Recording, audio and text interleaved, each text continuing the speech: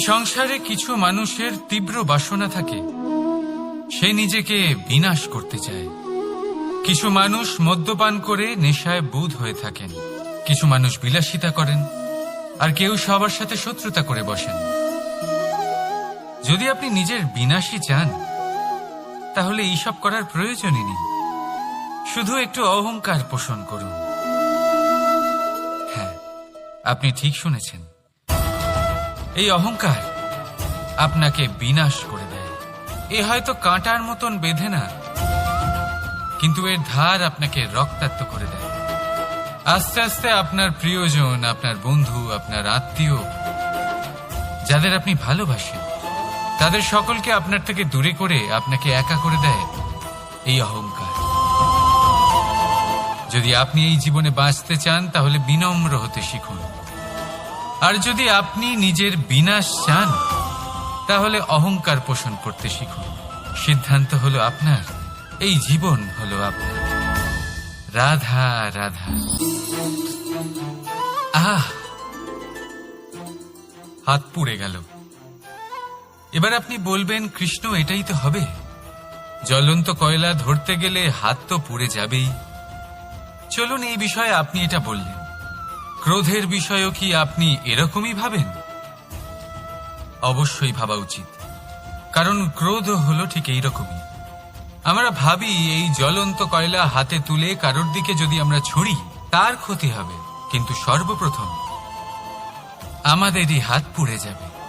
এই ক্রোধ সর্বপ্রথম আপনারই বিনাশ করবে, আপনার আনন্দ কেড়ে নেবে, আপনার শরীর খারাপ করে দেবে, আপনার অস্তিত্বকে পুড়িয়ে ফেলবে। তাই এই ক্রোধের থেকে সাবধানে থাকুন আর ভালোবেসে বলুন, রাধা রাধা। দেখুন এই ঘাসকে, কত কোমল, কত মধুর। যদি এই ঘাসের ওপর হাঁটেন, তাহলে পায়ে ব্যথা কখনোই হবে না। এর উপরে শুয়ে পড়লে মিষ্টি ঘুম চলে আসবে। কিন্তু এই ঘাসকেই যদি আপনি ঠিক করে না ধরেন, তাহলে এতে আপনার আঙুলও কেটে যেতে পারে। এই নরম ঘাসই আপনাকে আঘাত দিতে পারে। ঠিক এইভাবেই প্রত্যেক ব্যক্তি যিনি ধর্মের পথে চলছেন, তিনি আঘাত পেতে পারেন যদি ওনার ধর্মের সম্পূর্ণ সত্য, তার আসল স্বরূপের বিষয়ে জ্ঞান না থাকে।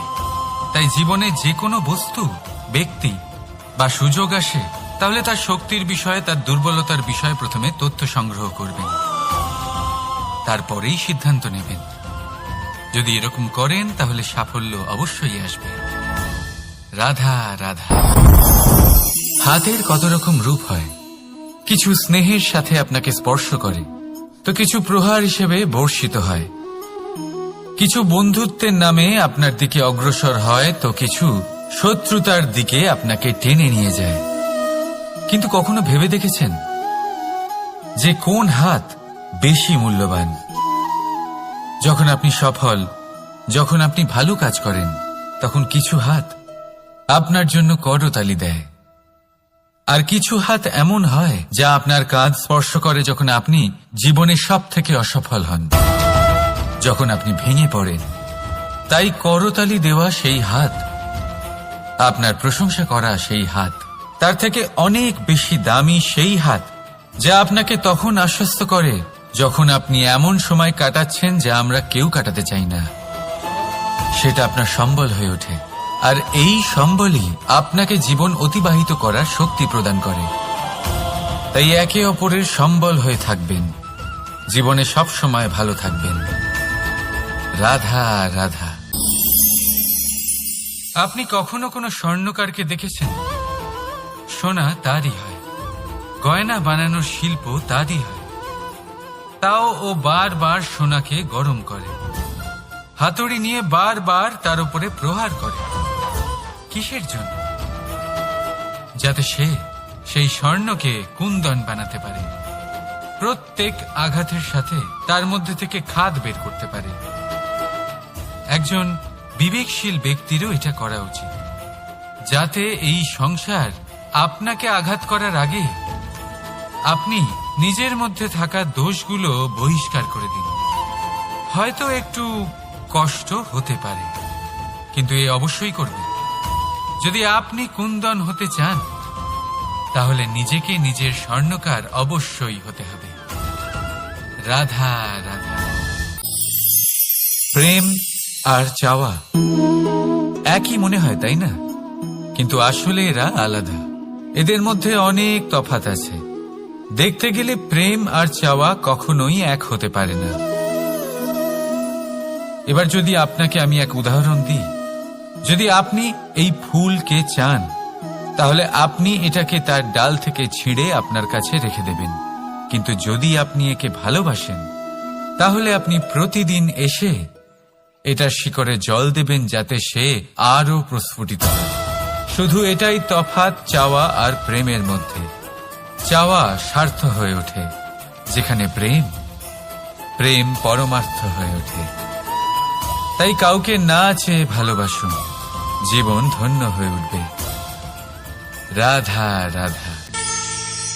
মানুষ, প্রত্যেক মানুষ কাউকে ভালোবাসে, কাউকে ঘৃণা করে, কাউকে সম্মান করে, আবার কাউকে তিরস্কারও করে। মানুষ সবকিছু হতে পারে, সুস্থও হতে পারে, রোগীও হতে পারে, ধনীও হতে পারে, নির্ধনও হতে পারে, বন্ধুও হতে পারে, আবার শত্রুও হতে পারে। যদি কিছু না হতে পারে তা হলো অস্পৃশ্য, অচ্ছুত, ভগবানের কাছে সব থেকে বড় পাপ। এই যে মানব শরীর তা ঈশ্বর প্রদত্ত, তা তার মন্দির। প্রত্যেক শরীরে ব্রহ্মদেব বাস করেন। তাই শরীরের অপমান করা, সেটা ছোঁয়া থেকে দূরে থাকা, এটা কখনো করবেন না। এই জীবনে ছুত অছুত কখনো বিচার করবেন না। পরমেশ্বর যা দিয়েছেন তার সম্মান করতে শিখুন। আর আসুন আমার সাথে ভালোবেসে বলুন, রাধা রাধা। কখনো কোনো বাচ্চাকে দেখেছেন? কত কিছু ঘটতে থাকে তার জীবনে। শৈশব থেকে বেড়ে ওঠা অবধি অসংখ্য অনুভূতি অনুভব করে সে। কখনো পড়ে যায়, কখনো আহত হয়, কখনো জ্ঞান লাভ করে, কখনো কষ্ট সহ্য করে, তো কখনো আনন্দ উপভোগ করে। কিন্তু মনে রাখে সে শুধুমাত্র আনন্দের মুহূর্তগুলি। এবার শুধু একবার আপনার জীবনের প্রারম্ভের দিকে তাকিয়ে দেখুন, আপনার শৈশবে তাকিয়ে দেখুন। আপনি দেখবেন বেশিরভাগ যেসব স্মৃতি আপনার মনে আছে সেগুলি সমস্ত ভালো মুহূর্তের, খারাপ মুহূর্তের নয়। সেই জন্য শৈশব সব থেকে সুখী হয়, এতে নিশ্চিন্ত থাকা যায়। সেই জন্য আজ আপনি যতই বড় হয়ে উঠুন না কেন, খারাপ স্মৃতি, খারাপ ঘটনা সব ভুলে যাওয়ার চেষ্টা করুন। একবার খারাপ ঘটনা ভুলে যাওয়ার অনুভূতি আপনার হয়ে গেলে তখন মনে রাখবেন, যতই কঠিন পরিস্থিতির মুখোমুখি আপনাকে হতে হোক, তার মোকাবিলা করতে আপনি সক্ষম। রাধা রাধা। যদি আমি আপনাকে জিজ্ঞেস করি যে এই সংসারে সব থেকে মাহাত্ম্যপূর্ণ বস্তু কি, তাহলে আপনি বলবেন জল। আর একদম ঠিক বলবেন। কিন্তু কোন কারণে? এই জন্য যে সে আমাদের জীবন দান করে? এই জন্য যে সে আমাদের তৃষ্ণা মেটায়? নাকি এই জন্য যে আমাদের দৈনিক কাজ থেকে শুরু করে আমাদের মৃত্যু অবধি কাজে আসে, সব কাজে আমাদের সাহায্য করে? না, এর পেছনে একটা কারণ হলো জলের প্রকৃতি। ভেবে দেখুন, সমুদ্রের এই জল সূর্যের তাপ সহ্য করে বাষ্পীভূত হয়, তারপর উপরে গিয়ে মেঘে পরিণত হয়, তারপর সেই মেঘ রূপে প্রবাহিত হয়ে কোনো পর্বতের সাথে ধাক্কা খেয়ে বর্ষা হয়ে এই পৃথিবীতে বর্ষিত হয়। আর এই পৃথিবীর ধূলিকণা এর মাটিকে নিজের মধ্যে ধারণ করে। মানুষের দ্বারা, অন্য প্রাণীর দ্বারা যে ময়লা ছড়িয়ে পড়েছে তাকে নিজের মধ্যে ধারণ করে, আর তারপর ফের অগ্রসর হয়ে পড়ে সমুদ্রের দিকে, সমুদ্রে মিশে যায়। কিন্তু তবুও আবার বাষ্পীভূত হওয়ার সময় সেই ময়লাকে সে সেখানেই ফেলে যায়, সেই ময়লাকে নিজের সাথে নিয়ে যায় না। ব্যাস, এটাই জলের প্রকৃতি, যা তাকে মহান করে তোলে।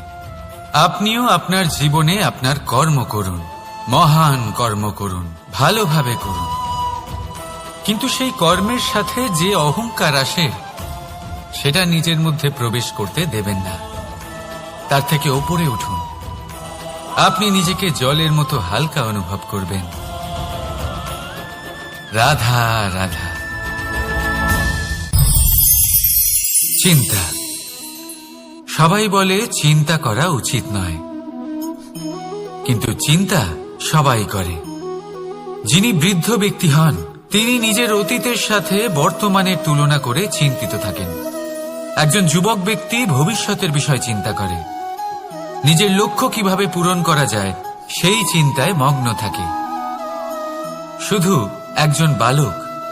একজন বালকের না তো তার ভবিষ্যতের চিন্তা থাকে আর না অতীতের দুঃখ থাকে। আর এরকম কেন? কারণ সে শুধুমাত্র বর্তমান নিয়ে ভাবে, আর তাই সে সব থেকে বেশি সুখী। তাই মনে রাখবেন, যদি আপনি আপনার বর্তমানের বিষয়ে ভাবেন, তাতে বাঁচেন, সেটাকে ঠিক রাখেন এবং সেটাকে আরো ভালো করে তোলেন, তাহলে আপনার অতীত আর আপনার ভবিষ্যৎ আপনা থেকেই ঠিক হয়ে যাবে। আসুন আমার সাথে ভালোবেসে বলুন, রাধা রাধা। এই সংসারে যেই জন্মগ্রহণ করে কিছু না কিছু অবশ্যই শেখে এবং তার জন্য থাকে তার গুরুর অবদান। এবার এই গুরু কে হবেন তা আমরা নির্বাচন করি। হয়তো তিনি আমাদের মাতা পিতা হতে পারেন, হয়তো বন্ধু হতে পারেন, হয়তো দাদাও হতে পারেন, আদর্শ হতে পারেন, বা হয়তো গুরুকুলের শিক্ষাকর্তা গুরুও হতে পারেন। এবার সংসারের এমন কিছু জিনিস আছে যা জগতের কোনো গুরুই শেখাতে পারবেন না, তা আপনাকে সময় শিখিয়ে দেবে। কারণ এই সংসারে সময়ের থেকে বড় গুরু আর কেউ হয় না। এবার সময় আর গুরুর মধ্যে একটা সাদৃশ্য আছে আর একটা তফাতও আছে। সাদৃশ্য হলো যে সময় আর গুরু দুজনেই আপনাকে শেখায়। তফাতেই যে গুরু প্রথমে আপনাকে শিক্ষাদান করে, তারপর আপনার পরীক্ষা নেন। সময় প্রথমে আপনার পরীক্ষা নেয়, তারপর আপনাকে শিক্ষা দেয়। এবার শিক্ষা লাভ করে পরীক্ষা দেওয়া আর পরীক্ষা দিয়ে শিক্ষা লাভ করা এই দুই ভিন্ন বিষয়। আর সব সময় মনে রাখবেন, এই সময়ের থেকে আপনি যা শিক্ষা লাভ করবেন তা সব সময় যত্ন করে আপনার কাছে রেখে দেবেন। কারণ সময়ের থেকে বড়, সময়ের থেকে দামি, সময়ের থেকে অত্যন্ত আধুনিক আর কোনো গুরু নেই। রাধা রাধা। নাম কত সাধারণ একটা বিষয়। প্রত্যেক মানুষ যে জন্ম নেয় তাকে একটা নাম দেওয়া হয়, যা সে পেয়ে থাকে তার মাতা পিতার দ্বারা, না হলে তার গুরুর দ্বারা, বা কোনো আত্মীয়ের দ্বারা, বা কোনো কাছের মানুষের দ্বারা। এই নামের সাথেই সে আস্তে আস্তে বেড়ে ওঠে।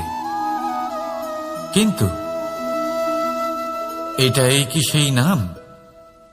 এই নামই কি সবকিছু? কখনোই নয়। একটা নাম সেটা যা আপনি জন্মের সময় লাভ করেন, যে নামে আপনি কর্মের পথে অগ্রসর হন। আরও একটা নাম সেটা যা আপনি আপনার কর্মের দ্বারা অর্জন করেন, আর এই নামেই আপনাকে সবাই যুগ যুগ ধরে মনে রাখে। আপনার আসল নাম সেটা নয় যা আপনাকে জন্মের সময় দেওয়া হয়েছিল। আপনার আসল নাম সেটা যেটা আপনি আপনার কর্ম দ্বারা লাভ করেছেন। কারণ সেই লাভের পেছনে প্রচুর প্রয়াস লুকিয়ে থাকে, অনেক পরিশ্রম লুকিয়ে থাকে। কিন্তু যদি আপনি চান যে মানুষ আপনার নাম মনে রাখে, তাহলে আপনাকে কর্মের পথে অগ্রসর হতেই হবে। শুভ কর্ম করতে হবে, অনর্গল চেষ্টা করে যেতে হবে, মহান কাজ করতে হবে। আর বিশ্বাস করুন, আপনি একটা মহান নামের ফল অবশ্যই লাভ করবেন। রাধা রাধা। মানুষ এক সামাজিক প্রাণী। সমাজে ঘোরাফেরা করে, অন্য মানুষ খুঁজে বেড়ায়, সম্পর্ক তৈরি করে, সেটাকে গড়ে তোলে, সুখ দান করে, সুখ লাভ করে, নিজের দুঃখকে কম করে। কিন্তু একটা জিনিস সে বোঝে না, কোন ব্যক্তি আপন আর কোন ব্যক্তি পর। দেখুন, আপন সে নয় যে সুখের সময় আপনার সাথে থাকে, আপন সে যে দুঃখের সময়ে শুরু থেকে শেষ অবধি আপনার সঙ্গে থাকে। তাই খেয়াল রাখবেন, সুখের সময় যে আপনার সাথে থাকে তারা সেই ব্যক্তিগণ যাদের আপনি পছন্দ করেন, কিন্তু যে দুঃখের সময়, সমস্যার মধ্যে, কষ্টের ও একাকিত্বের মধ্যে আপনার সাথে থাকে, আপনাকে সব সময় সঙ্গ দেয়, তারা সেই ব্যক্তি যারা আপনাকে পছন্দ করে। এবারে কাকে আপনি আপন বানাবেন আর কাকে পর, সিদ্ধান্ত আপনার। রাধা রাধা। আপনি জীবনে কখনো দেখে থাকবেন অথবা শুনে থাকবেন যে মানুষ যখন দুধ পান করে তার মধ্যে যদি কোনো মাছি এসে পড়ে, সে আর সেটা পান করে না, সেই দুধকে কোথাও ফেলে দেয় সে। কিন্তু ভেবে দেখুন, এখানে পরিস্থিতি একটু আলাদা হলে, দুধের বদলে ঘি থাকলে মানুষ কি করে? সেই ঘি ফেলে দেয় না, সেখান থেকে মাছিটাকে বের করে ফেলে দেয়। এটা দিয়ে আমরা কি শিক্ষা পেলাম? এটাই যে এখানে মাছি গুরুত্বপূর্ণ নয়, গুরুত্বপূর্ণ হল সেই খাবার, ঘি। এবারে ভাবুন, দুধ আর ঘি এই দুই উৎপন্ন হয় গরু থেকে, তাহলে বেশি মাহাত্ম্য ঘিকে কেন দেওয়া হয়? তার কারণ যে যত বেশি তাপ সহ্য করে সে তত উৎকৃষ্ট হয়, সে ততটা মূল্যবান হয়। এতটাই মূল্যবান যে যদি তাতে কোনো দোষও থাকে মানুষ সেটা গ্রাহ্য করে না। তাই মনে রাখবেন, এই পুষ্টি অপুষ্টি এ শুধুই নামমাত্র, কিন্তু পরিশ্রম করা, সংঘর্ষ করা, তাপ সহ্য করা, এটা মানুষের অনুভূতি। তাই নাম নিয়ে না ভেবে অনুভূতির ওপরে মনোনিবেশ করুন, তাকে গুরুত্ব দিন। আর আসুন আমার সাথে ভালোবেসে বলুন, রাধা রাধা। বহুবার আমরা জীবনে নিরাশ হয়ে পড়ি, এই ভেবে যে নিরন্তর চেষ্টা করার পরেও আমাদের নিজেদের লক্ষ্য প্রাপ্ত হচ্ছে না। আমরা বুঝতেই পারি না এটা কি হচ্ছে। অনেকবার এরকম মনে হয় যে সেই লক্ষ্য যা আমরা চাইছি, সেই স্বপ্ন যা আমরা দেখেছি, যার জন্য আমরা নিরন্তর চেষ্টা করেছি, আমরা হয়তো তার যোগ্যই নই। ওই লক্ষ্যই আমাদের জন্য সঠিক নয়। আমাদের মনোবল ভেঙে যায়, আর তা হলো অত্যন্ত কঠিন এক পরিস্থিতি। কিন্তু সেই সময়ে কি করা যেতে পারে? আপনাকে একটা উদাহরণ দিয়ে বোঝাই। কখনো কোনো বৃক্ষকে দেখেছেন? সেও অনেক কঠিন পরিস্থিতির সম্মুখীন হয়, যেমন পাতা ঝরার সময়। কোনো না কোনোভাবে আপনি পৌঁছে গেলে আপনি জানতে পারবেন আপনার সাফল্য আপনার জন্যই অপেক্ষা করছিল। রাধা রাধা। আপনি মনুর বিষয়ে নিশ্চয়ই শুনে থাকবেন। ওনাকে একটা সুযোগ দেওয়া হয়েছিল, হয় উনি নিজের হালের রক্ষা করবেন, নয় এই সৃষ্টিকে আসন্ন প্রলয়ের হাত থেকে বাঁচানোর জন্য নৌকার নির্মাণ করবেন। উনি নিজের নির্বাচন করেছিলেন, আর আজ আমরা সবাই মানুষ নামে পরিচয় পেয়েছি। এমনই এক সুযোগ পেয়েছিলেন শ্রীরাম এবং সীতাও। ওনারা আবেগের ঊর্ধ্বে উঠে এই সংসারের সামনে এক সেরা উদাহরণ প্রস্তুত করেছিলেন। এরকমই এক সুযোগ পেয়েছিলেন রাবণও, এরকমই এক সুযোগ পেয়েছিলেন কংস। একটা সুযোগ, অন্যায়ের পথ ত্যাগ করে সত্যের পথে চলার। ওনারা সেই সুযোগ ত্যাগ করলেন এবং ওনাদের এই সংসার ত্যাগ করতে হল। একটা অত্যন্ত গুরুত্বপূর্ণ কথা মনে রাখবেন, সুযোগ এই শব্দ যতটাই ছোট, এটা জীবনে আসেও ততটাই কম সময়ের জন্য। এবার এই সুযোগের আপনি কি করবেন? এর সদ্ব্যবহার করে নিজের নাম প্রকাশিত করবেন, এই সংসারে ইতিহাসে নিজের নাম অমর করবেন, নাকি অসফল হওয়ার উদাহরণ হয়ে উঠবেন, সেই সিদ্ধান্ত হলো আপনার। রাধা রাধা। স্বপ্ন, স্বপ্ন এই শব্দ আমাদের জীবনে কতটা গুরুত্বপূর্ণ হয়। কিছু স্বপ্ন এমন হয় যে আমরা রাতের মিষ্টি ঘুমের মধ্যে দেখি, তো কিছু স্বপ্ন আমরা খোলা চোখেই দেখি। কিছু স্বপ্ন আমাদের শান্তির ঘুম দেয়, আবার কিছু স্বপ্ন আমাদের ঘুমোতেই দেয় না। এবার খোলা চোখে দেখা এই স্বপ্ন ছোট হতে পারে বা বড়, কিন্তু এর সাথে যুক্ত থাকে সাফল্য। এবার আপনাকে একটা কথা বোঝাই, এই হলো আমার স্বপ্ন, এই হলো সাফল্য। এবার এদের মধ্যে যোগসূত্র হলো বাধা বিপত্তি। তাহলে যত বড় স্বপ্ন হবে ততই বড় বাধা, যত বড় বাধা বিপত্তি ততই বড় সাফল্য। মনে রাখবেন, আকাশে সব থেকে উঁচুতে ওড়ার জন্য বাজ পাখিকে মেঘের ওপর দিয়ে উড়তে হয়। তাই এই বাধা বিপত্তির থেকে দূরে পালাবেন না। অবশ্যই এ হলো সেই বাধা বিপত্তি যার থেকে সংসার দূরে পালাতে চায়। এই সেই অসুবিধা যা আমাদের জীবনে যাতে না আসে সেজন্য লোকে প্রার্থনা করে। কিন্তু এই সেই বাধা যার সম্মুখীন হয়ে আপনার সাফল্য প্রাপ্তি হবে, আপনি আপনার লক্ষ্যে পৌঁছতে পারবেন। তাহলে আসুন আমার সাথে ভালোবেসে বলুন, রাধা রাধা। প্রসন্নতা। এই প্রসন্নতা এমন কোন অনুভূতি নয় যা সৃষ্টিতে শুরু থেকেই ছিল। প্রসন্নতা হলো এমন এক অনুভূতি যা আপনাকে নিজের কর্মের দ্বারা অর্জন করতে হয়। আর যত অন্যকে দেবেন ততই তা অঙ্কুরিত হবে। অর্থাৎ যতটা প্রসন্নতা অন্যকে দিতে পারবেন ততটাই প্রসন্নতা নিজে চলে আপনার কাছে আসবে। এবার আপনি বলবেন, এ তো অত্যন্ত কঠিন কাজ, এ কিভাবে সম্ভব হবে? সবাইকে প্রসন্ন রাখা তো স্বয়ং মহাদেবেরও সাধ্য নয়। আমরা তো হলাম সাধারণ মানুষ, এ কিভাবে হতে পারে? চলুন, আপনার এই কথা আমি মেনে নিলাম। সবাইকে প্রসন্ন রাখা সম্ভব নয়, এটা 100% সত্যি কথা। কিন্তু আমরা চেষ্টা তো করতেই পারি যে প্রসন্নতা না হোক, আমরা যেন কাউকে দুঃখ না দিই। এটা তো আমরা করতেই পারি। যত এই দুঃখ দূর হবে ততটাই সুখ ছড়িয়ে পড়বে, আর যত এই সুখ ছড়িয়ে পড়বে ততই বাড়বে এই প্রসন্নতা। তাহলে আসুন এই প্রসন্নতার সাথেই বলুন, রাধা রাধা। ভাগ্য, সময় ও কর্ম। দেখতে গেলে আমরা সবাই এই তিনটি শব্দের সাথে খুব ভালোভাবে পরিচিত। হয়তো আমাদের জীবনে আমরা এই তিনটি শব্দের প্রয়োগ অবশ্যই করে থাকি। দেখতে গেলে এই বিষয়ে প্রত্যেক ব্যক্তির দৃষ্টিভঙ্গি আলাদা। কেউ বলে সময়ই হলো সেই মাধ্যম যা ভাগ্য বানায়, কেউ বলে ভাগ্যই হলো সেই যা সময়কে বদলে দেয়, কেউ বলে ভাগ্য এবং কর্ম এই দুই একই দাঁড়িপাল্লার দুই দিক।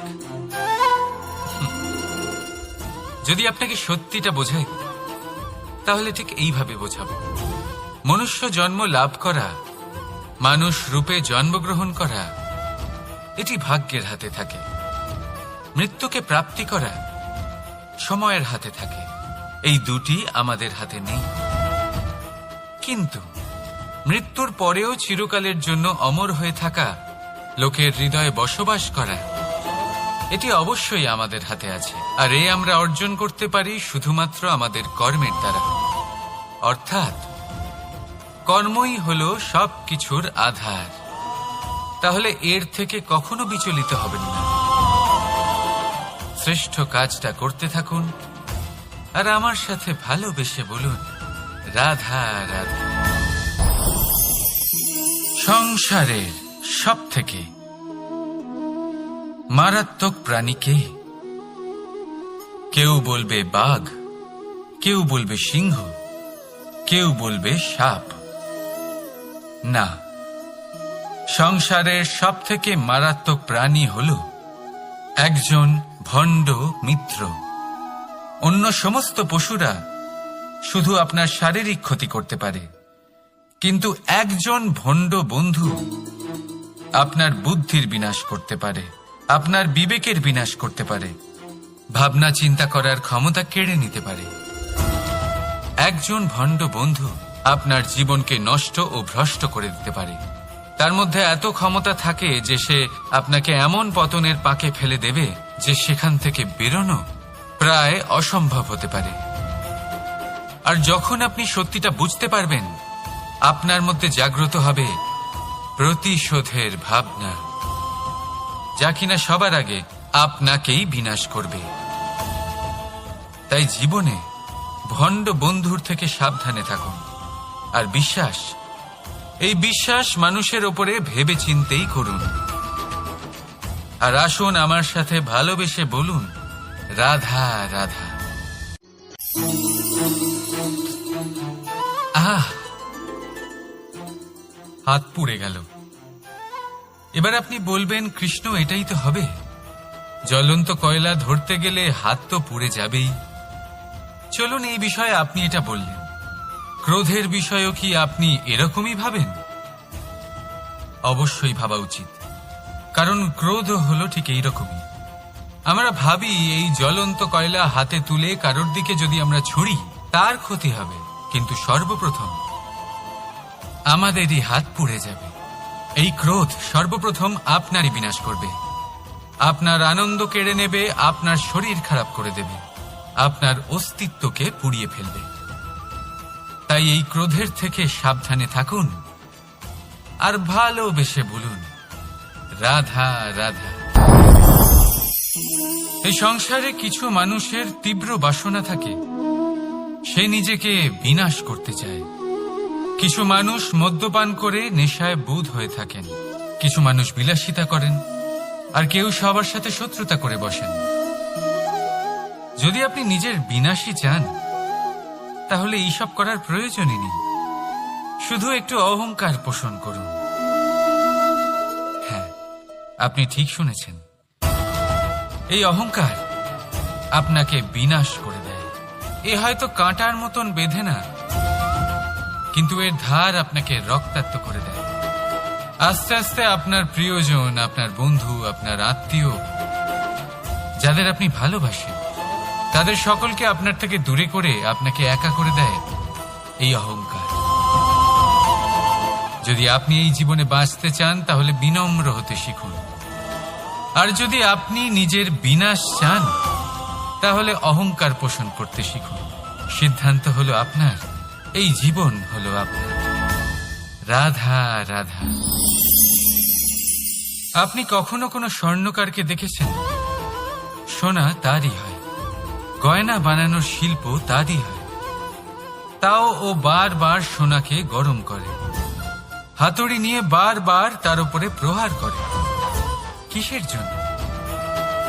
যাতে সে সেই স্বর্ণকে কুন্দন বানাতে পারে, প্রত্যেক আঘাতের সাথে তার মধ্যে থেকে খাদ বের করতে পারে। একজন বিবেকশীল ব্যক্তিরও এটা করা উচিত, যাতে এই সংসার আপনাকে আঘাত করার আগে আপনি নিজের মধ্যে থাকা দোষগুলো বহিষ্কার করে দিন। হয়তো একটু কষ্ট হতে পারে, কিন্তু এ অবশ্যই করবেন। যদি আপনি কুন্দন হতে চান, তাহলে নিজেকে নিজের স্বর্ণকার অবশ্যই হতে হবে। রাধা রাধা। দেখুন এই ঘাসকে, কত কোমল, কত মধুর। যদি এই ঘাসের ওপর হাঁটেন, তাহলে পায়ে ব্যথা কখনোই হবে না। এর উপরে শুয়ে পড়লে মিষ্টি ঘুম চলে আসবে। কিন্তু এই ঘাসকেই যদি আপনি ঠিক করে না ধরেন, তাহলে এতে আপনার আঙুলও কেটে যেতে পারে। এই নরম ঘাসই আপনাকে আঘাত দিতে পারে। ঠিক এইভাবেই প্রত্যেক ব্যক্তি যিনি ধর্মের পথে চলছেন, তিনি আঘাত পেতে পারেন, যদি ওনার ধর্মের সম্পূর্ণ সত্য, তার আসল স্বরূপের বিষয়ে জ্ঞান না থাকে। তাই জীবনে যে কোনো বস্তু, ব্যক্তি বা সুযোগ আসে, তাহলে তার শক্তির বিষয়ে, তার দুর্বলতার বিষয়ে প্রথমে তথ্য সংগ্রহ করবেন, তারপরেই সিদ্ধান্ত নেবেন। যদি এরকম করেন, তাহলে সাফল্য অবশ্যই আসবে। রাধা রাধা। হাতের কত রকম রূপ হয়। কিছু স্নেহের সাথে আপনাকে স্পর্শ করে, তো কিছু প্রহার হিসেবে বর্ষিত হয়। কিছু বন্ধুত্বের নামে আপনার দিকে অগ্রসর হয়, তো কিছু শত্রুতার দিকে আপনাকে টেনে নিয়ে যায়। কিন্তু কখনো ভেবে দেখেছেন যে কোন হাত বেশি মূল্যবান? যখন আপনি সফল, যখন আপনি ভালো কাজ করেন, তখন কিছু হাত আপনার জন্য করতালি দেয়।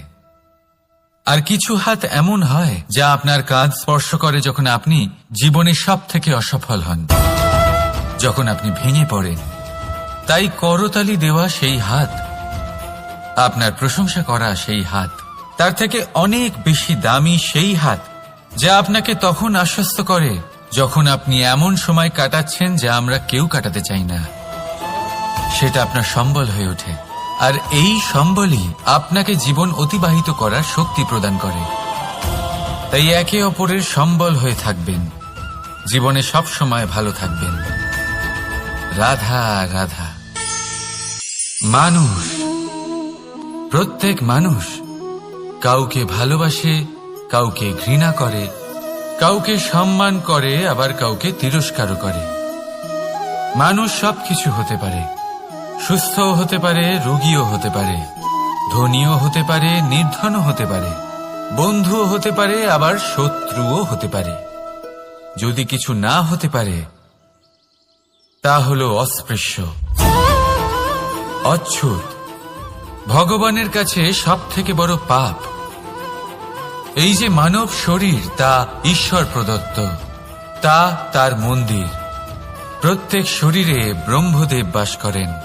তাই শরীরের অপমান করা, সেটা ছোঁয়া থেকে দূরে থাকা, এটা কখনো করবেন না। এই জীবনে ছুত অছুত কখনো বিচার করবেন না। পরমেশ্বর যা দিয়েছেন তার সম্মান করতে শিখুন। আর আসুন আমার সাথে ভালোবেসে বলুন, রাধা রাধা। প্রেম আর চাওয়া একই মনে হয়, তাই না? কিন্তু আসলে এরা আলাদা। এদের মধ্যে অনেক তফাৎ আছে। দেখতে গেলে প্রেম আর চাওয়া কখনোই এক হতে পারে না। এবার যদি আপনাকে আমি এক উদাহরণ দিই, যদি আপনি এই ফুলকে চান, তাহলে আপনি এটাকে তার ডাল থেকে ছিঁড়ে আপনার কাছে রেখে দেবেন। কিন্তু যদি আপনি একে ভালোবাসেন, তাহলে আপনি প্রতিদিন এসে এটার শিকড়ে জল দেবেন, যাতে সে আরো প্রস্ফুটিত হয়। শুধু এটাই তফাৎ চাওয়া আর প্রেমের মধ্যে। চাওয়া স্বার্থ হয়ে ওঠে, যেখানে প্রেম, প্রেম পরমার্থ হয়ে ওঠে। তাই কাউকে না চেয়ে ভালোবাসুন, জীবন ধন্য হয়ে উঠবে। রাধা রাধা। কখনো কোনো বাচ্চাকে দেখেছেন? কত কিছু ঘটতে থাকে তার জীবনে। শৈশব থেকে বেড়ে ওঠা অবধি অসংখ্য অনুভূতি অনুভব করে সে। কখনো পড়ে যায়, কখনো আহত হয়, কখনো জ্ঞান লাভ করে, কখনো কষ্ট সহ্য করে, তো কখনো আনন্দ উপভোগ করে। কিন্তু মনে রাখে সে শুধুমাত্র আনন্দের মুহূর্তগুলি। এবার শুধু একবার আপনার জীবনের প্রারম্ভের দিকে তাকিয়ে দেখুন, আপনার শৈশবে তাকিয়ে দেখুন। আপনি দেখবেন বেশিরভাগ যেসব স্মৃতি আপনার মনে আছে, সেগুলি সমস্ত ভালো মুহূর্তের, খারাপ মুহূর্তের নয়। সেই জন্য শৈশব সব থেকে সুখী হয়, এতে নিশ্চিন্ত থাকা যায়। সেই জন্য আজ আপনি যতই বড় হয়ে উঠুন না কেন, খারাপ স্মৃতি, খারাপ ঘটনা সব ভুলে যাওয়ার চেষ্টা করুন। একবার খারাপ ঘটনা ভুলে যাওয়ার অনুভূতি আপনার হয়ে গেলে, তখন মনে রাখবেন, যতই কঠিন পরিস্থিতির মুখোমুখি আপনাকে হতে হোক, তার মোকাবিলা করতে আপনি সক্ষম। রাধা রাধা। যদি আমি আপনাকে জিজ্ঞেস করি যে এই সংসারে সব থেকে মাহাত্ম্যপূর্ণ বস্তু কি, তাহলে আপনি বলবেন জল। আর একদম ঠিক বলবেন। কিন্তু কোন কারণে? এই জন্য যে সে আমাদের জীবন দান করে? এই জন্য যে সে আমাদের তৃষ্ণা মেটায়? নাকি এই জন্য যে আমাদের দৈনিক কাজ থেকে শুরু করে আমাদের মৃত্যু অবধি কাজে আসে, সব কাজে আমাদের সাহায্য করে? না, এর পেছনে একটা কারণ হলো জলের প্রকৃতি। ভেবে দেখুন, সমুদ্রের এই জল সূর্যের তাপ সহ্য করে বাষ্পীভূত হয়, তারপর উপরে গিয়ে মেঘে পরিণত হয়, তারপর সেই মেঘ রূপে প্রবাহিত হয়ে কোনো পর্বতের সাথে ধাক্কা খেয়ে বর্ষা হয়ে এই পৃথিবীতে বর্ষিত হয়। আর এই পৃথিবীর ধূলিকণা এর মাটিকে নিজের মধ্যে ধারণ করে। মানুষের দ্বারা, অন্য প্রাণীর দ্বারা যে ময়লা ছড়িয়ে পড়েছে তাকে নিজের মধ্যে ধারণ করে, আর তারপর ফের অগ্রসর হয়ে পড়ে সমুদ্রের দিকে, সমুদ্রে মিশে যায়। কিন্তু তবুও আবার বাষ্পীভূত হওয়ার সময় সেই ময়লাকে সে সেখানেই ফেলে যায়, সেই ময়লাকে নিজের সাথে নিয়ে যায় না। ব্যাস, এটাই জলের প্রকৃতি, যা তাকে মহান করে তোলে। আপনিও আপনার জীবনে আপনার কর্ম করুন, মহান কর্ম করুন, ভালোভাবে করুন, কিন্তু সেই কর্মের সাথে যে অহংকার আসে সেটা নিজের মধ্যে প্রবেশ করতে দেবেন না। তার থেকে ওপরে উঠুন। আপনি নিজেকে জলের মতো হালকা অনুভব করবেন। রাধা রাধা। চিন্তা। সবাই বলে চিন্তা করা উচিত নয়, কিন্তু চিন্তা সবাই করে। যিনি বৃদ্ধ ব্যক্তি হন তিনি নিজের অতীতের সাথে বর্তমানের তুলনা করে চিন্তিত থাকেন। একজন যুবক ব্যক্তি ভবিষ্যতের বিষয় চিন্তা করে, নিজের লক্ষ্য কিভাবে পূরণ করা যায় সেই চিন্তায় মগ্ন থাকে। শুধু একজন বালকের না তো তার ভবিষ্যতের চিন্তা থাকে আর না অতীতের দুঃখ থাকে। আর এরকম কেন? কারণ সে শুধুমাত্র বর্তমান নিয়ে ভাবে, আর তাই সে সব থেকে বেশি সুখী।